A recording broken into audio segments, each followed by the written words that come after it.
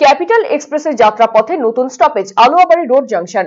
এদিন ইসলামপুরের আলুয়াবাড়িতে এই অনুষ্ঠানে উপস্থিত ছিলেন রায়গঞ্জের সাংসদ দেবশ্রী চৌধুরী, কাঠিয়ার ডিভিশনের ডিআরএম সুরেন্দ্র কুমার সহ অন্যান্যরা। উল্লেখ্য, অমৃত ভারত প্রকল্পের আওতায় এসেছে ইসলামপুরের আলুয়াবাড়ি রেল স্টেশন। পাশাপাশি রাজ্য সরকারের এনওসি না মেলার কারণে আলুয়াবাড়ি এবং রায়গঞ্জে ওভারব্রিজ তৈরি করা সম্ভব হচ্ছে না বলেই অভিযোগ করেছেন সাংসদ দেবশ্রী চৌধুরী। এটাই ভালো লাগছে যে আমি যেমন ইসলামপুরের মানুষকে কথা দিয়েছিলাম যে আমি যেটা আমার সামর্থ্যের মধ্যে হবে বা যতটা দৌড়লে পরে, যতটা দরবার করলে পরে মানুষের দাবি পূরণ করা সম্ভব, আমি ততটা দরবার করেছি। আর দরবার করার পর আজকে দীর্ঘদিনের দাবি পূরণ হয়েছে, ইসলামপুরের মানুষ খুশি হয়েছে।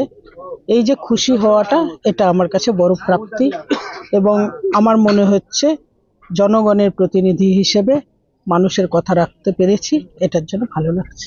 এটা নিয়ে আমি বহুবার এসেছি। এর আগে ডিআরএম যিনি ছিলেন তিনি আমার সঙ্গে পরিদর্শন করেছেন। এখানকার মিউনিসিপ্যালিটির চেয়ারম্যান তার টিমকে নিয়ে রেলের টিম ভিজিট করেছে।